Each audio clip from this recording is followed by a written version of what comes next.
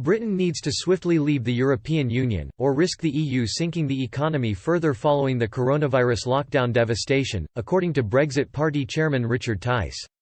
Brexit Party chairman Richard Tice has urged a swift exit from the EU amid fears that continued membership through a transition extension would cripple Britain's economic recovery. Mr. Tice pointed out how the European Union's strict state aid rules would block Britain from taking fast, decisive action to rescue the economy after the coronavirus pandemic. During an interview with Talk Radio's Julia Hartley-Brewer, Mr. Tice also praised Britain's chief Brexit negotiator David Frost, remarking that the EU's chief negotiator Michel Barnier had finally met his match.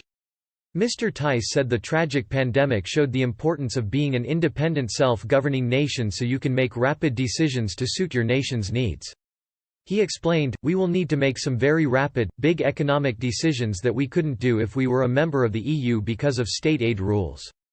I don't think there will be an extension to the transition because it is stated in our law that we cannot extend.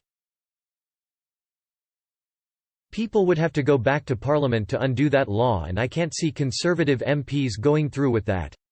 In his praise of David Frost, Mr. Tice said, "David Frost is my new civil servant best friend. We think he is doing an excellent job and his letter to Barnier yesterday was very fair and reasonable." He tweeted on Wednesday that the letter to Mr. Barnier was an utterly forensic destruction of outrageous EU negotiating demands for a UK deal. In a letter to the French negotiator, Mr. Frost publicly accused Brussels of finding the UK unworthy of the right trade deal. He ripped into the EU for offering the UK a low-quality trade agreement that he says would force the country to bend to EU norms. Mr. Frost added that it was simply not a provision any democratic country could sign. There are fears among Brexiteers that Boris Johnson could be forced into agreeing an extension, with the last chance to extend talks in June.